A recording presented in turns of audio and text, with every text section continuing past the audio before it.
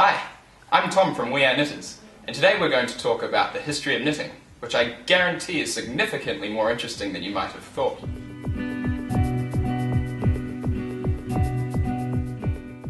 So what comes to mind when you hear the word knitting? Honestly, before I was properly introduced to the craft, I would have thought of my dear old grandma sitting by the fire knitting me a sweater. Now, while we do love grandma and her funky sweaters, there is much more to her knitting hobby than initially meets the eye. For example, beyond association with fashion and home decor, the art of knitting has been shown to provide health benefits similar to meditational therapy, and thus serves a very different purpose to that which it was originally used for in Egypt, dated back to the 1st century. However, regardless of the era we examine, several aspects of knitting have remained constant throughout the ages, allowing the knitting that we know today to be foundationally unchanged from the earlier Egyptian knitters, a claim that few modern activities can make. The Egyptians begin our knitting story having had created one of our essential yet underrated items, the sock.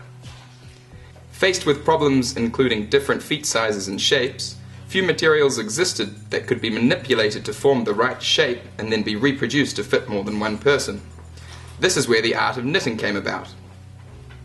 The beauty of wool, and its use in the knitted stitch, is its exceptional elasticity, which allows the finished product to stretch up to 500%, thus making it perfect to clothe people of all different sizes and shapes. Knitting didn't remain an Egyptian secret for long. Mediterranean trade routes served as the avenues through which the art of knitting began to spread to Europe. Later, tax records and paintings show the spread of knitting between London, Oslo, Amsterdam and Lubeck. As knitting spread throughout Europe, somewhat like bees racing to an abandoned jar of honey, various royal families would employ teams of people full-time to knit their personal garments, somewhat similar to their Egyptian predecessors. In many parts of Europe, knitting was a pastime reserved exclusively for men. Records of loosely organised knitting guilds date back as far as the early 13th century and went on to attract greater significance towards the 16th century. Since the 1500s, knitting's place in history has been varied but enduring. In the 1920s, it increased in popularity both in the US and Europe, where it was used for sports apparel and fashion needs alike.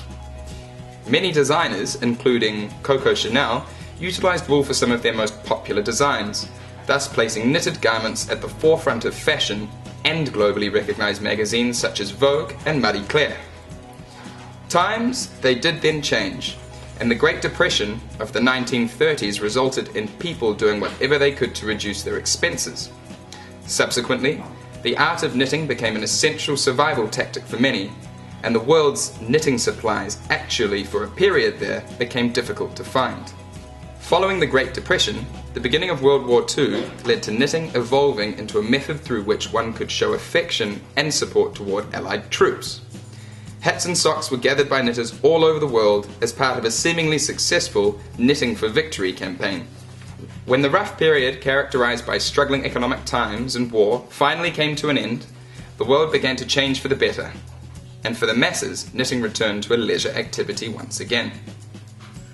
Knitting classes were offered in schools, and a spectrum of new tools and materials became available. In the 1980s, more factory-created cheap garments began to flood the market, causing knitting to become an increasingly rare skill.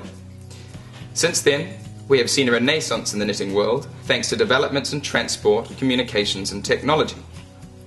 Today, knitters are able to connect and share projects, techniques, difficulties and successes online, which ensures the growth and future of knitting.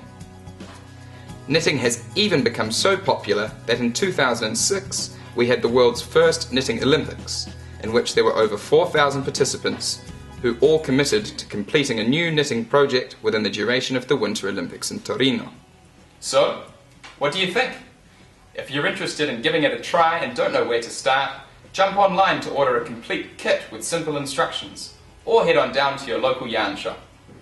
So, from all of us here at We Are Knitters, thanks for joining us today, and of course, happy knitting!